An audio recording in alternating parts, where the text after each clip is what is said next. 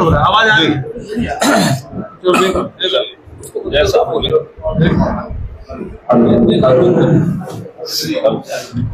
सुनील वाला चालू है क्या?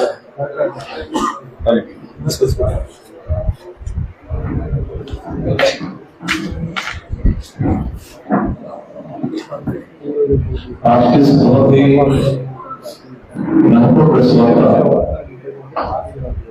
महत्वपूर्ण इस दृष्टिकोण से इस वार्ता हम सब राजनीतिक विषयों को लेकर अधिकतम प्रेस वार्ता करेंगे, लेकिन आज संपूर्ण विश्व के विषय को लेकर आज जो प्रेस वार्ता आयोजित की गई है, आज इस प्रेस वार्ता में हम सबके बीच में समानी ऑफिसर जिनको आप सब लोग बेहतर तरीके से जानते हैं, हमारे मीडिया के प्रभारी अमित जी, अनुराग जी, सत्यम जी, सुरेश जी और रायपुर शहर के सभी सम्मानीय ऐसे हमारे सभी साथी। जैसा कि आप सब जानते हैं कि हर वर्ष विश्व में 21 जून को योग दिवस मनाया जाता है और हम सब उसमें सहभागी होते हैं। योग एक हमारी पुरानी परंपरा है, एक लंबे समय से, सनातन के समय से, लंबे समय से, हजारों वर्ष से योग भारत और दुनिया में लोग करते हैं। लेकिन बढ़ते हुए समय में और जिस तरीके से हम सबका जीवन जिस तरीके से बहुत ज्यादा व्यस्त रहता है, इसी समय में योग की हम सब लोगों को बहुत बड़ी आवश्यकता है। देश और दुनिया में माननीय मोदी जी ने एक अपना परचम फहराया है सभी दृष्टिकोण से, चाहे वो वैश्विक चीजें हो, चाहे देश के अंदर में गरीबों के लिए कार्ययोजना बनाने का विषय हो। इस सब कामों के साथ साथ जो हमारी पारंपरिक चीजें विश्व में स्थापित हो, इस बात के लिए चिंता लगातार माननीय मोदी जी करते हैं। और उसी कड़ी में माननीय मोदी जी के प्रयासों से ही संयुक्त राष्ट्र संघ के, आप सबको जानकारी के लगभग 177 देशों का समर्थन प्राप्त करते हैं। माननीय मोदी जी के प्रयासों से संयुक्त राष्ट्र संघ ने इस दिवस की मान्यता दी और वर्ष 2014 में प्रयास 2015 से हम हर वर्ष 21 जून को विश्व योग दिवस का उत्सव मनाते हैं। हर वर्ष योग दिवस का एक अलग अलग थीम भी होता है, कुछ लक्ष्य को लेकर जो विश्व के लिए लाभदायक हो, विश्व के लिए सबके लिए सुख हो, सुखदायी हो। इस वर्ष की थीम जैसे 2025 की कि एक पृथ्वी एक स्वास्थ्य के लिए हम योग करें। राष्ट्रीय और स्थानीय स्तर पर केवल योग एक दिन के लिए नहीं, योग सत्र के लिए करना सफल रहेगा कि शासकीय तौर पर भी हमारी पार्टी के माध्यम से भी और सभी संगठनों के संयुक्त प्रयासों से अपने शिविर, सत्र और कार्यशालाओं का आयोजन भी लगातार कर रहे हैं। 15 तारीख से काम चल रहा है, कल 21 जून है, कल हम सब करेंगे। माननीय मोदी जी की परिकल्पना के अनुसार हम सब मिलकर हमारा क्षेत्रीय शासन और साथ ही साथ माननीय मोदी जी बताएंगे संगठन भी हमारे हर एक जो हमारी इकाई है, बूथ इकाई तक, इसको हम आवश्यक रूप से हमारी हर एक इकाई इस योग का योग दिवस के अवसर पर इसका आयोजन करेगी, जिसमें सब लोग मिलकर सामूहिक योगाभ्यास और जागरूकता सत्र के माध्यम से सब विषयों पर बातचीत होगी। मैं आज के इस अवसर पर आपसे आग्रह करते हुए कि आप सभी प्रेस के सभी साथीगण हैं और बहुत व्यस्तम समय आप सब लोगों का भी रहता है, देर रात तक सुबह 1:30 कभी जल्दी होती है। इस योग दिवस में आप सभी कल इस तरह से कार्यक्रम में शामिल हों और 21 तारीख के बाद 22 तारीख से भी लगातार प्रतिदिन हम कुछ समय निकालकर योग दिवस को हम सब मनाएं। यही आज के इस मुख्य प्रेस वार्ता का प्रमुख हिस्सा था। मुझे लगता है कि योग केवल योग दिवस के दिन नहीं बल्कि हमारे प्रतिदिन जो दैनिक जीवन है उसका एक हिस्सा बनना चाहिए। यही आप सबसे आग्रह करते हुए अपनी बात का समाप्त करता हूँ। आगे माननीय जी को आमंत्रित करता हूँ। इसमें थोड़ा कंटेंट भी होता है।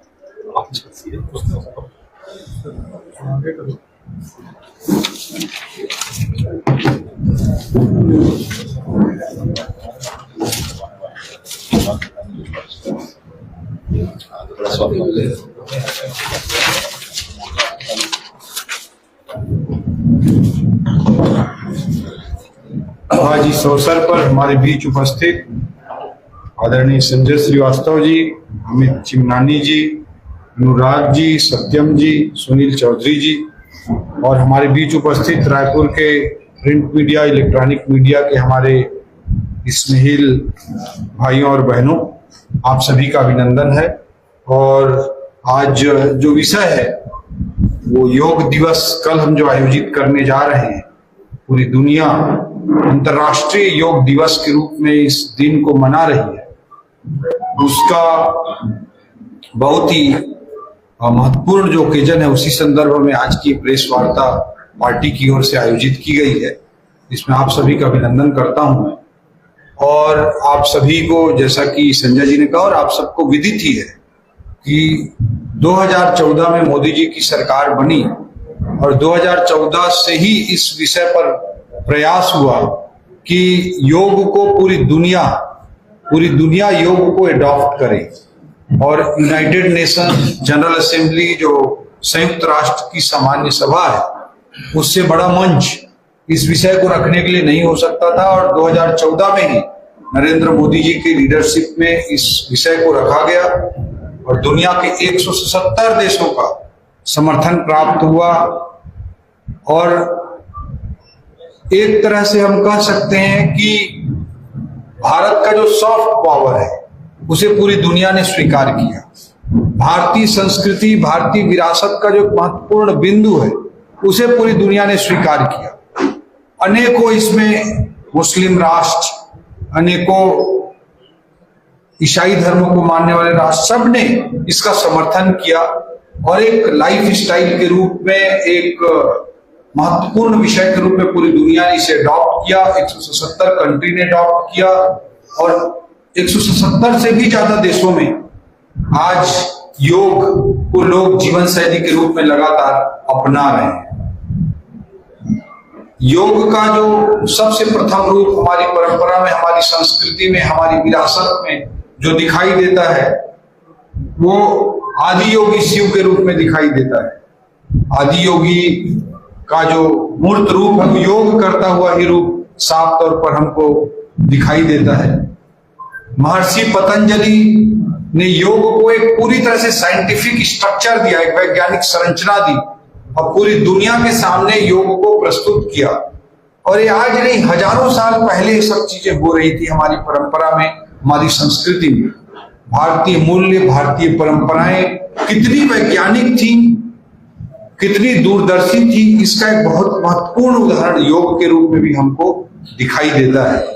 और भारत किसी हजारों साल पुरानी परंपरा को पूरी दुनिया में, जब यूनाइटेड नेशंस जनरल असेंबली, संयुक्त राष्ट्र सामान्य सभा के माध्यम से 177 देशों के सहमति के साथ, उनके समर्थन के साथ जब अपनाया जाता है, तो निश्चित रूप से भारतीय मूल्य और भारतीय परंपरा को विश्व गुरु के रूप में जगत में प्रसारित करने का, पूरी दुनिया में प्रसारित करने का जो हमारा प्रयास है, वो साफ तौर पर स्वीकारोक्ति के रूप में दिखाई देता है। विश्व बंधुत्व का भाव, सर्वे भवन्तु सुखिनः का भाव हमारी संस्कृति के प्राण तत्व के रूप में बसता है।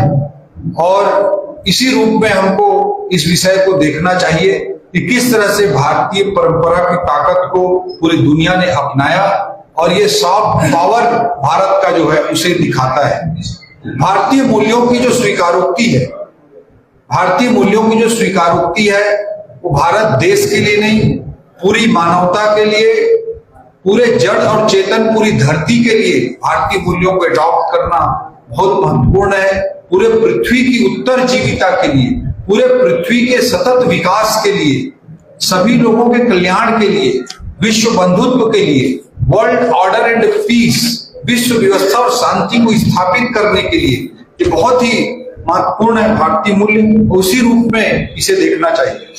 मोदी जी जब बात करते हैं पंचप्रण की, अन्य अपने विजन की जब बात करते हैं, तो साफ तौर पर कहते हैं विकास भी और विरासत भी। हमको विकास भी करना है और हमको अपने विरासत के श्रेष्ठ मूल्यों को सामने लेकर भी आना है। कोई भी देश गुलाम होता है, कोई भी समाज में जब गुलामी के बिंदु पड़ते हैं, कोई भी देश कमजोर होता है, तो उसे उसकी संस्कृति से, उसकी परंपरा से, उसकी विरासत से काट दिया जाता है, तभी वो गुलाम होता है, तभी उसका मनोबल गिरता है। चाहे हम मध्यकाल की बात करें, उस समय पर एक हताशा, निराशा के भाव उत्पन्न होने की स्थिति उत्पन्न हो रही थी। उस बीच में भी तुलसीदास, सूरदास, कबीरदास जी जैसे लोग आए और हमारी परंपरा और हमारी संस्कृति को पुनः समाज के सामने लाया और भारतीय समाज के आत्मविश्वास को बढ़ाते हुए समाज को हताशा, निराशा से बाहर निकालने का काम किया। अंग्रेजों ने भी, आप सबको पता है कि मैकाले जो आया था, वो जब आया यहाँ पर भारत में तो वो बहुत हाई सैलरी के साथ अंग्रेजों ने लाया था और उसकी विशेषता थी कि वो 15 महीना दिन में एक नई भाषा सीख सकता था। मैकाले इस तरह का व्यक्ति था। तो अंग्रेजों ने सोचा कि हम भारत मैकाले को लेके आएंगे तो भारत में इतने प्रकार की भाषाएं हैं, इतने प्रकार की संस्कृति है, तो ये व्यक्ति अच्छे से अध्ययन करके हमको दे पाएगा कि भारत को लंबे समय तक कैसे गुलाम रखा जा सकता है। इसका रिसर्च पेपर बनवाने के लिए, इसका एनालिसिस करवाने के लिए मैकाले को लेकर आए थे। मैकाले 4 साल तक भारत में रहा। तो उसको वायसराय ने एक बार कहा कि तुम तो कोई भी नई भाषा नहीं सीख रहे हो, तुमको 15 महीना दिन में नई भाषा सीख जाते हो। भारत में अलग अलग प्रकार की भाषा संस्कृति है और उसको तुम सीखोगे और उसके आधार पर रिसर्च पेपर बना करके दोगे कि हम कैसे लंबे समय तक भारत को गुलाम बनाकर रख सकते हैं। इस पर्पस से तुमको लाए हैं, लेकिन तुम तो you are not doing your job properly, तुम अपने काम को अच्छे तरीके से नहीं कर रहे। तो वायसराय ने कहा। तो मैकाले मुस्कुराते हुए बोलता था कि no no, I am doing my job properly, don't worry. वो ऐसे ही बोलता था। और 4 साल भारत में रहने के बाद मैकाले जाकर ब्रिटेन में जाकर अपना पेपर प्रस्तुत किया और उसने लिखा कि अगर हमको भारत को लंबे समय तक गुलाम बनाए रखना है तो हमको भारतीय भाषा और भारतीय संस्कृति सीखने की जरूरत नहीं है, हमको भारत में अंग्रेजियत सिखाने की और अंग्रेजियत थोपने की, हमारी संस्कृति की सुप्रीमेसी को इस्टेब्लिश करने की जरूरत है। ये विचार था मैकाले जैसे व्यक्ति का और भारतीय संस्कृति को, भारतीय मनोबल को तोड़ने का काम अंग्रेजों ने किया ताकि भारत को लंबे समय तक गुलाम रख सके। उस समय भी नवजागरण का समय आता है, राजा राम मोहन राय जी जैसे लोग सामने आते हैं, ईश्वरचंद्र विद्यासागर जी लोग जैसे सामने आते हैं, मैथिली शरण गुप्त जी के जैसे कवि सामने आते हैं और भारतीय परंपरा और संस्कृति के महत्व को दर्शाते हुए, भारतीय समाज के आत्मविश्वास को ऊपर उठाते हुए, भारतीय समाज को हताशा और निराशा से बाहर निकालने का काम करते हैं। इसी तरह से मोदी जी हमेशा कहते हैं विकास भी, विरासत भी, और उसी का एक बहुत बड़ा प्रतिफलन हमको योग के रूप में दिखाई देता है। योग अत्यंत महत्वपूर्ण है, हमारे शरीर को, हमारे मन को और हमारी आत्मा को संयमित करने का, संतुलित करने का सबसे बड़ा माध्यम है। आज ऐसे महत्वपूर्ण विषय को हमको अपनाने की बेहद जरूरत है। जब हम हेल्थ की बात करते हैं तो आप सभी इस बात को मानेंगे कि एलोपैथी की जो चीजें हैं, जो वेस्टर्न मेडिकल साइंस है, वो हम बीमार होने के बाद ट्रीटमेंट की बात करता है। हमारे शरीर में, हमारे लीवर में, कि हमारे हार्ट में, कि हमारे ब्रेन में, कि हमारे किडनी में कोई भी सिम्टम जब आता है, आप सभी जानते हैं, कोई भी सिम्टम आता है तब तक वो खराब हो चुका होता है, काफी हद तक परेशान हो चुका होता है, फिर हम उसको ठीक करने की कोशिश करते रहते हैं। तो इसलिए हेल्थ में आज एलोपैथिक वेस्टर्न ट्रीटमेंट के स्थान पर वेलनेस का कॉन्सेप्ट अधिक जरूरी है कि हम बीमार ही क्यों ना पड़े, इसके बारे में हमको सोचने की बहुत जरूरत है। और उस दिशा में सबसे महत्वपूर्ण अगर कोई है तो हमारी संस्कृति के नेचुरोपैथी, योग जैसी चीजें हैं, नेचुरोपैथी जैसी चीजें हैं, उससे योग और नेचुरोपैथी जैसी चीजों से हम वेलनेस को इंश्योर कर सकते हैं और हमारे शारीरिक स्वास्थ्य को, मानसिक स्वास्थ्य को हम अच्छे तरीके से रख सकते हैं। इसलिए योग को अपनाना हर व्यक्ति के लिए मैं मानता हूं कि आज अत्यंत जरूरी है। भागम भाग भरी दुनिया में, तेज गति से चलती हुई दुनिया में, टेक्नोलॉजी प्रधान दुनिया में योग को अपनाना बहुत ही ज्यादा जरूरी है ताकि हम अपने वेलनेस को इंश्योर कर सकें। स्वास्थ्य की दृष्टि से लाइफ एक्सपेक्टेंसी, जीवन प्रत्याशा, लोगों की औसत आयु तो बढ़ती जा रही है, लेकिन आप भी देखेंगे कि आज से 1 पीढ़ी 2 पीढ़ी पहले जो बचपन में डेथ हो जाती थी तो हो जाती थी, लेकिन जो व्यक्ति जिंदा रहता था तो लंबे समय तक 80-90 की उम्र तक अच्छे से जिंदा रहता था, स्वस्थ परक ढंग से जिंदा रहता था। हालांकि कम उम्र में ज्यादा डेथ हो जाते थे छोटी छोटी बीमारियों का। आज हम लोग उम्र ज्यादा है लेकिन लाइफ स्टाइल डिसीज से सब लोग ग्रसित हैं। तो उम्र ज्यादा बढ़ा जरूर है, लेकिन हमारा स्वास्थ्य जीते जीते भी अच्छा नहीं है। इस चीज को हम सभी महसूस करते हैं। तो उस दृष्टिकोण से योग को अपनाना बहुत जरूरी है। और विशेष करके युवा भाई बहनों की दृष्टि से मैं कहना चाहूंगा कि आज इतनी फास्ट दुनिया है, रील्स की और क्लिप्स की दुनिया है। एक बार रील्स देखते हैं, क्षणिक क्षणिक हमारा तेज होता रहता है। उसमें न केवल हम अपने टाइम को वेस्ट करते हैं, टाइम को हम अपने वेस्ट करते हैं, बल्कि जो हमारा कंसंट्रेशन पावर है वो भी हम खराब करते हैं। और आजकल बहुत सारे युवा भाई बहन ज्यादा बोलते हुए मिल जाएंगे कि हम याद तो करते हैं, भूल जाते हैं। यूपीएससी की तैयारी करने वाले बहुत सारे बच्चे मेरे को सवाल करते हैं कि हम याद तो करते हैं लेकिन भूल जाते हैं। ये कहीं ना कहीं हमारा कंसंट्रेशन पावर की कमी के कारण है, और इसके लिए योग जैसी चीजों को अपनाना बेहद जरूरी है। तो इस विषय को रखते हुए मैं बात रखना चाहता था। और हमारी भारतीय जनता पार्टी योग के प्रति समर्पित है, भारतीय संस्कृति के उदात्त मूल्यों के प्रति समर्पित है, और आज पूरी दुनिया इसे अडॉप्ट कर रही है। इस साल का योग का जो थीम है, योग for one earth one health, इस थीम पर मनाया जा रहा है। पहली बार 2015 में जब अंतर्राष्ट्रीय योग दिवस मनाया गया था तो योग फॉर पीस एंड हार्मनी था, शांति और विश्व बंधुत्व हार्मनी के लिए, सामंजस्य के लिए ये बनाया गया था। इसे अलग अलग रूपों में किया जा रहा है। योग संगम, इसके लिए खास आयोजन आज देश में कल किया जाएगा। 10,000 से अधिक स्थानों पर एक साथ योग का प्रदर्शन होगा, जो कि अपने आप में एक विश्व रिकॉर्ड होगा। अनेक स्थानों पर योग पार्क की भी स्थापना की जा रही है। इसके अलावा युवाओं को कनेक्ट करने के लिए भी अनेक तरह से लोगों को जोड़ा जा रहा है।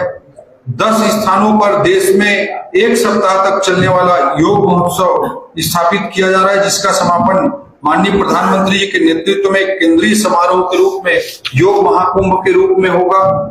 और योग के माध्यम से अनेक प्रकार के आर्थिक अवसर भी हमारे देश में और दुनिया में उपलब्ध हो रहे हैं। 20,000 करोड़ से अधिक की इकोनॉमी आज इस तरह के योग आधारित चीजों पर निर्भर है। एक अध्ययन के अनुसार 1 लाख से अधिक प्रमाणित योग शिक्षक दुनिया से 190 देशों में योग सीखने सिखाने का काम कर रहे हैं। भारत में एक NSSO national sample survey organisation जो होता है, उसके अनुसार 2.5 करोड़ लोग भारत में योग को नियमित रूप से अपना चुके हैं। आज मुझे लगता है कि इसे और बहुत तेजी से आगे बढ़ाने की जरूरत है। और आदरणीय नरेंद्र मोदी जी की ओर से, आदरणीय हमारे मुख्यमंत्री जी की ओर से, हमारे भारतीय जनता पार्टी के प्रदेश अध्यक्ष जी की ओर से, हमारे राष्ट्रीय अध्यक्ष जी की ओर से, सभी की ओर से मैं आप सब लोगों को भी आह्वान करता हूं कि आप कल जरूर किसी न किसी स्थान पर योग में आप भी शामिल हों। और आपके माध्यम से हम छत्तीसगढ़ की जनता जनार्दन को भी, रायपुर की जनता जनार्दन को भी निवेदन करते हैं कि कल योग में वो शामिल। सर, जब योग दिवस आता है तभी ज्यादा प्रचार प्रसार होता है जी, उसके बाद खास करके प्रचार प्रसार योग का नहीं हो पाता। तो इसके लिए आप लोग क्या करेंगे? इससे रिलेटेड से जुड़ा एक सवाल है, आप वित्त मंत्री हैं, योग के प्रोत्साहन प्रसार के लिए क्या कुछ बजट अतिरिक्त रूप से प्रदान करेंगे क्या? अभी इसी से रिलेटेड एक क्वेश्चन, आपने आप लोग इंटरनेशनल योगा डे मना रहे हैं, बहुत अच्छी बात है क्योंकि बीजेपी लगातार करते जा रही है, लेकिन ये सिर्फ एक दिन होता है। स्कूल के प्रेमाइसेस पे तो बिल्कुल खत्म हो चुका है योगा, क्योंकि हम बड़ी बड़ी बातें करते हैं कि हम स्वस्थ रहेंगे, लेकिन जो हमारा जड़ ही मजबूत नहीं रहेगा तो हमारे जो पौधे ये कहां से होगा? जी, मैं कहना चाहूंगा कि भाई आज हम बोल रहे हैं कि एक दिन योग होता है। निश्चित रूप से मैंने बार बार कहा अपने पूरे प्रेस कॉन्फ्रेंस में, संजय जी ने कहा कि योग को नियमित जीवन के रूप में हम अपनाएं, रोज अपनाएं, ये सबसे महत्वपूर्ण है। एक दिन योग अंतरराष्ट्रीय योग दिवस के रूप में यूनाइटेड नेशन के 177 देशों ने अडॉप्ट किया। तो इस डे के माध्यम से प्रचार प्रसार की दिशा में, जागरूकता की दिशा में निश्चित रूप से बड़ा संदेश, एक मैसेज देने का काम किया जाता है, और इसका बड़ा प्रतीकात्मक महत्व है और पूरी दुनिया आज मनाती है। इसका बड़ा महत्व है।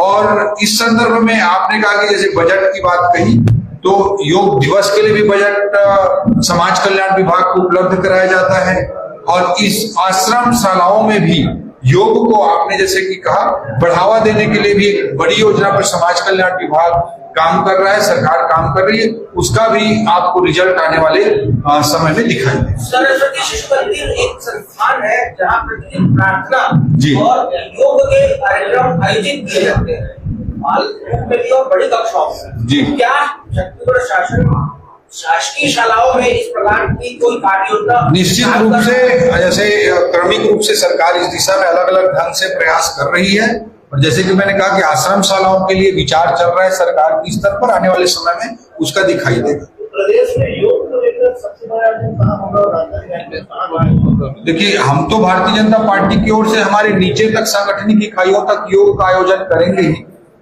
जीएडी से हम सबको ऑर्डर मिला है, सामान्य प्रशासन विभाग की ओर से सारे मंत्रियों, सांसदों, विधायकों, वरिष्ठ पदाधिकारियों को जीएडी की ओर से आदेश मिला है कि एक एक जिला में, एक जिला मुख्यमंत्री जी भी रहेंगे, हमारे उप मुख्यमंत्री जी, हमारे मंत्रीगण भी एक एक जिला में रहेंगे, और कल संगठन से भी हमारे लोग सभी जगहों पे जाकर के शरीक होंगे।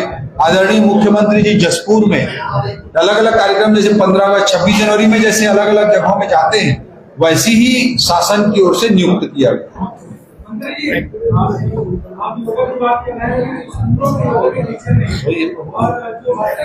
हो गई बात, हो गई उसमें अगला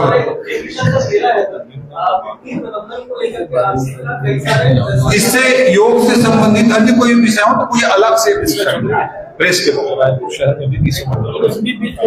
रायपुर जिले में भी 20 मंडल है हमारे भाजपा के, उन सभी जगहों पर आयोजन किया जा रहा है। ठीक, थैंक यू सो मच। आप सब भी योग को